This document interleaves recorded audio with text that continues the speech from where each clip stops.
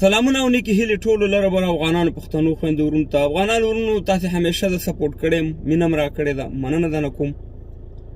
خو تاسو ته معلومات ده چې زما فیسبوک یا زما پیج ډېر زر د منځه ځي او کمپنۍ د منځه وړي خو یو بله آی ډي مې جوړه کړه پخه آی ډي ده انشاءالله دا به د منځه نه ځي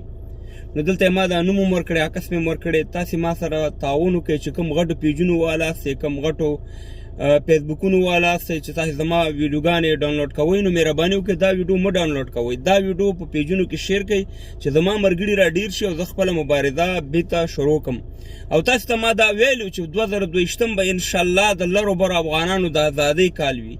موږ به انشاءالله خپله کومه محکومه خاوره کم زمونږ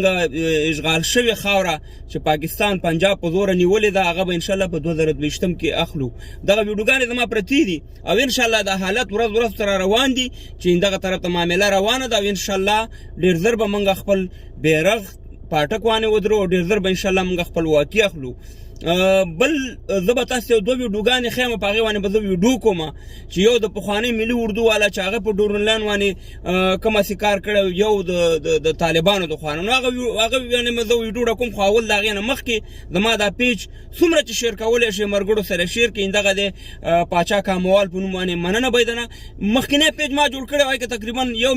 میاشت یو نیمه میاشت کې ما سره 2.5 لکه کسان ملګري شو نو په دې پیج کې که ما سره یو جمعه نیمه کې یو 10,000 ملګري پیدا شي بیا زما پیج په مخ کې دي نو مهرباني او هیله درنه کوم چې دا پیج په ګروپونو کې او ملګرو سره په شخصي کې